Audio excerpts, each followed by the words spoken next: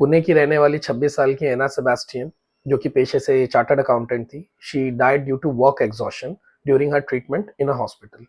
इनकी माँ ने अर्न्स्ट एंड यंग कंपनी के खिलाफ कंप्लेन भी की। उन्होंने उनको लेटर भी लिखा था कि उनकी बच्ची बहुत ज़्यादा वर्क स्ट्रेस में है, जिसकी वजह से उसकी तबीयत पहले डिग्रेड हुई and finally she died during her treatment.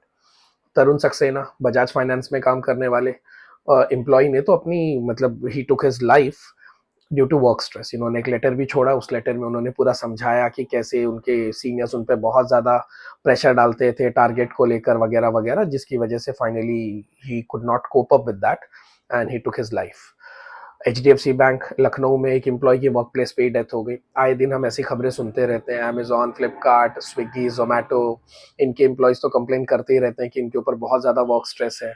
Somehow they are handling it because ultimately घर चलाना है। ये बातों का आप लोगों से क्या लेना देना है? क्योंकि अगर आप स्टूडेंट हैं and if you are in an education life, तो आपको ये जानना होगा कि सर ठीक है वर्क स्ट्रेस है वगैरह, ये बात से हमको क्या लेना देना है। आप जिस किसी भी फील्ड की पढ़ाई कर रहे हैं, ultimately you land up in some industry. किसी न किसी तो कॉर्पोरेट सेक्टर में ही काम करना है, और फिर वहां की सच्चाई तो यही है।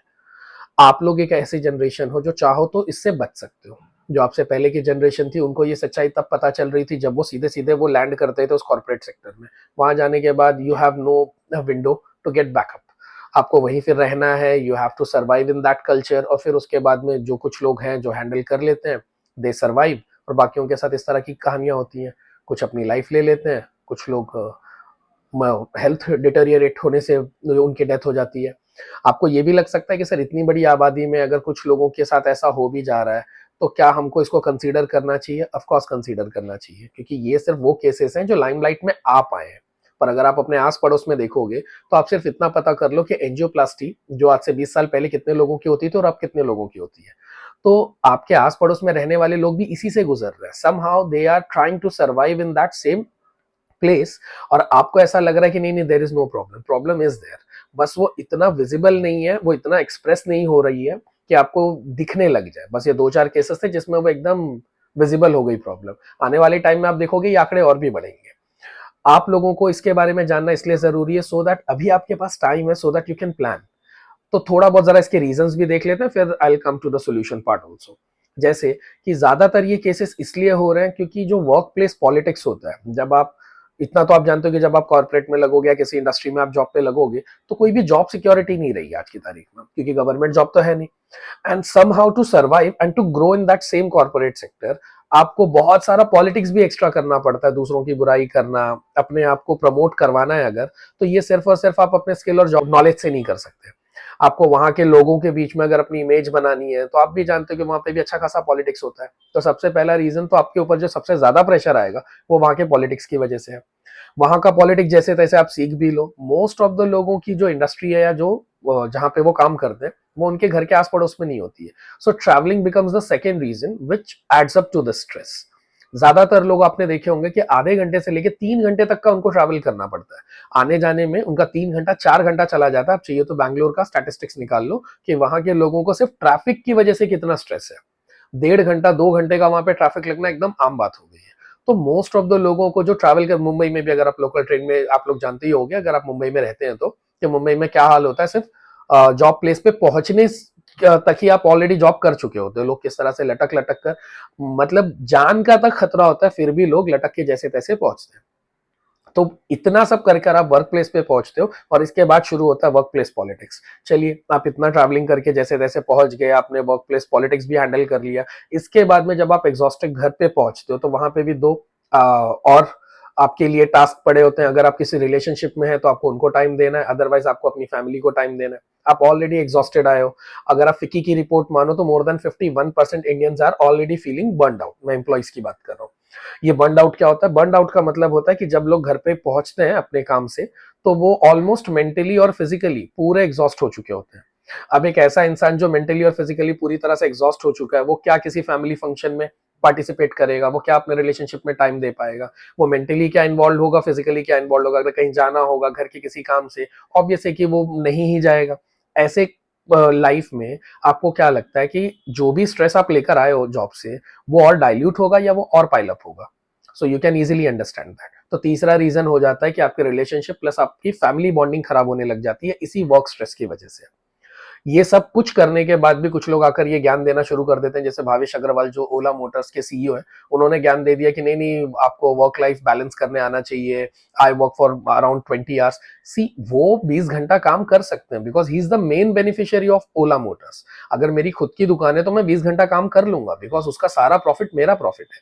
बात हो रही है एम्प्लॉइज की, एम्प्लॉइज कोई मेन बेनिफिशियरीज नहीं होते। अगर कंपनी कल को करोड़ों से अरबों में चली जाए तो एम्प्लॉय जो 20 हजार कमा रहा था वो मैक्सिमम 23 हजार कमाने लग जाएगा, उसकी सैलरी में 2 या 3 ही हजार का इंक्रीमेंट आता है, उसकी सैलरी में कोई एक्सपोनेंशियल ग्रोथ नहीं हो जाएगी, 2-4 हजार रुपए का खाली इंक्रीमेंट हो जाएगा, जिससे उसकी लाइफ में बस छोटे छोटे मोटे चेंजेस आने वाले, कोई बहुत मार्जिनल चेंज नहीं आ जाएगा। ऐसा नहीं कि वो सीधा सीधा वो न्यूयॉर्क का एक आध ट्रिप करके आ जाएगा। तो भावेश अग्रवाल के लिए 20 घंटे काम करना आसान है, अनुपम मित्तल भी उनको सपोर्ट कर रहे थे कि हाँ हाँ 18-20 घंटे काम होता है, ये सब कंपनी के सीईओज है, ये तो काम करेंगे because they are the main beneficiaries. In fact अगर आप ओला मोटर्स का कॉर्पोरेट एट्रिशन रेट निकालो, कॉर्पोरेट एट्रिशन रेट से ये पता चलता है कि उस कंपनी में काम करने वाले एम्प्लॉय कितने टाइम के लिए सोच रहे थे कि कंपनी छोड़ देनी है। तो अगर किसी का कॉर्पोरेट एट्रिशन रेट हाई है तो इसका मतलब है कि वहां के एम्प्लॉय ज्यादातर टाइम सोच रहे हैं कि यार कंपनी छोड़नी है। 2020 में हमारी पूरी कंट्री का कॉर्पोरेट एट्रिशन रेट था 10%, 2021 में it almost doubled, it went up to 20%। अगर आप ओला मोटर्स का कॉर्पोरेट एट्रिशन रेट देखो तो इट वाज अराउंड 47.48% इन 2023। मतलब लगभग लगभग आधे एम्प्लॉय ओला मोटर्स के काम छोड़ देना चाहते हैं। और उसके बाद भी अगर भावेश अग्रवाल बोल रहे हैं कि नहीं नहीं 20 घंटे काम हो सकता है, तो ठीक है, वो बहुत ज्यादा एम्बिशियस है, तो वो काम कर सकते हैं because he is the CEO. पर ये बात सेम टू सेम एक एम्प्लॉय पे लागू नहीं होती है। और लॉ की अगर आप मानो तो लॉ सिर्फ परमिट करता है 48 आवर्स के लिए, आपको वीकली 48 आवर्स ही काम करने चाहिए, 8 आवर्स पर डे और 1 डे का हॉलीडे। पर हमारे यहाँ पे 51 टू 52 आवर्स का जॉब साइकिल तो नॉर्मल है एक अच्छे एम्प्लॉय जिसको अच्छा काम मिला उसके लिए भी। बाकियों की तो बात ही छोड़ दो, कई लोग ओवर टाइम के लिए बहुत ज्यादा ट्राई करते हैं ताकि थोड़ी सी सैलरी इंक्रीज कर पाए वगैरह वगैरह। तो एम्बिशियस होना, एस्पिरेशनल होना, ये सब चीजें बहुत अच्छी हैं, पर ये उनके लिए अच्छी है जो उसके मेन बेनिफिशियरी है। जो इंसान से 15 से 30 हजार रुपए के बीच में सैलरी लेकर अपने घर लौटेगा, ये एस्पिरेशन उसके लिए कुछ खास कंट्रीब्यूट नहीं करता उसकी लाइफ में, because ultimately we all do a job to support our life. हम अपनी जिंदगी अच्छी बनाने के लिए जॉब करते हैं, हमको कोई शौक नहीं है जॉब करने का। आपकी जनरेशन ने अगर आज ही ये क्वेश्चन एड्रेस करना नहीं शुरू किया तो एक और रिपोर्ट है गैलप वर्क प्लेस की, उसके अकॉर्डिंगली 90% एम्प्लॉइज जो काम कर रहे हैं दे आर सैड। 40% तो मतलब बहुत ज्यादा सीवियर डिप्रेशन से गुजर रहे हैं, और इन सबका रीजन उनका वर्क सेक्टर है। So you have to think about, ये बहुत अलार्मिंग सिचुएशन है।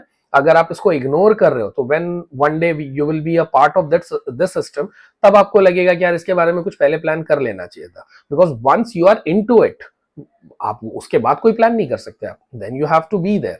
फिर अब वहीं रहो, अब जैसे तैसे वहां पे सर्वाइवल का कोई ना कोई रास्ता ढूंढो।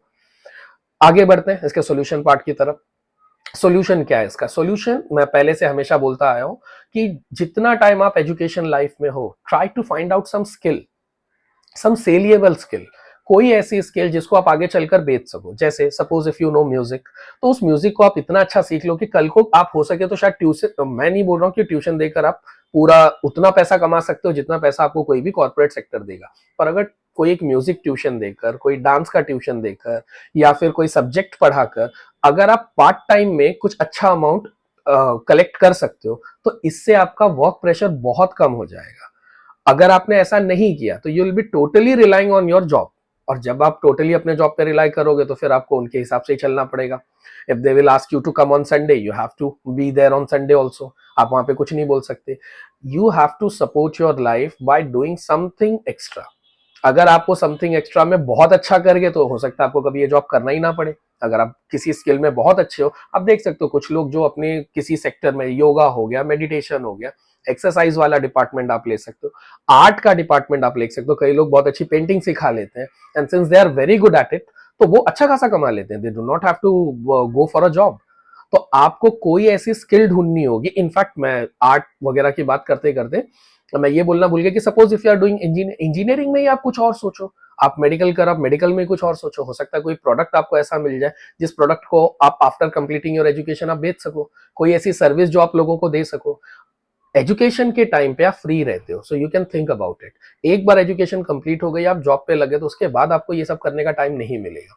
सो during the time you are completing your education, try to think about it कि क्या कोई ऐसा प्रोडक्ट या कोई ऐसी सर्विस है जिसको बेचकर आप आगे चलकर अपनी लाइफ को अच्छे से सपोर्ट कर सको, तो आपको इस कॉर्पोरेट या इंडस्ट्रियल कंपटीशन का सामना करना ही नहीं पड़ेगा। Otherwise you have to be a part of it. जितनी टाइम आप एजुकेशन लाइफ में हो, ढूंढो कोई ऐसे स्किल, कोई ऐसा प्रोडक्ट, कोई ऐसा सर्विस जो सीधे सीधे आप कंज्यूमर को दे सको और जिसके बदले में आपको डायरेक्ट पैसा मिल सके। ऑब्वियस है इसके साथ में और भी चीजें आपको प्लान करनी होंगी कि ये सस्टेनिंग मॉडल होना चाहिए, 10-20 साल तक चल सके, वरना ऐसा आप कोई स्किल मत ले लो जो साल 2 साल के लिए तो चल रहा है, उसके बाद में वो बंद हो जाए। So you have to think upon that. But education life में आप फ्री हो, आप अपने फ्रेंड्स के साथ डिस्कस कर सकते हो, आप अपने सीनियर्स के साथ डिस्कस कर सकते हो। सो आपके पास ये सारे चांसेस हैं सिर्फ एजुकेशन लाइफ में। So take advantage of it. हम लोगों को ये सारी बातें अपने टाइम पे नहीं पता थी। हम जब फाइनली ग्रेजुएट हो गए उसके बाद में भी directly had to deal with all of this. आप चाहो तो आप बच सकते हो।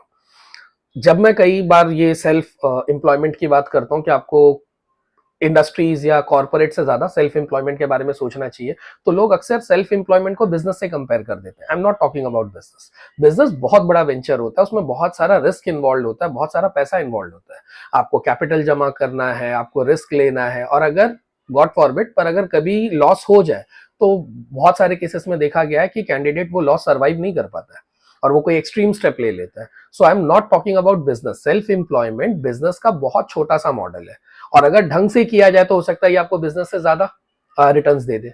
बिजनेस के जितना आपको रिस्क नहीं लेना पड़ेगा, बिजनेस के जितना आपको कैपिटल नहीं जमा करना होगा, और आप अगर पॉसिबली अगर आप ढंग से प्लान करो तो शायद आप बिजनेस से ज्यादा पैसे कमा लो इसमें। So I am talking about self employment. हाँ, अगर आप बिजनेस कर सकते हो that is well and good. अगर आपकी फैमिली फाइनेंशियली बहुत स्ट्रांग है तो ठीक है, think about business also, but I am not suggesting it. What I am saying is कि सेल्फ एम्प्लॉयमेंट के बारे में सोचो। सेल्फ एम्प्लॉयमेंट आप 2, 5, 10 हजार से भी शुरू कर सकते हो if you have a good plan. अगर आपका प्लान ही फॉल्टी है तो फिर तो वो बिजनेस लेवल पे भी वो फेल ही होगा। So think about a good plan. Education life में आपके पास अच्छा खासा टाइम है कि उस प्लान को आप डिस्कस भी कर लो, क्रॉस चेक भी कर लो, और आप उसको अच्छे से डेवलप कर पाओ। अगर आप लोगों ने ये सब नहीं किया तो जो स्टार्टिंग की न्यूज मैंने सुनाई थी, ये सारी न्यूज से आगे चलकर आपको भी डील करना पड़ेगा। अगर आपकी जनरेशन को ये एडवांटेज मिला है, then why not to take benefit of it. Think about it. Take care. God bless you.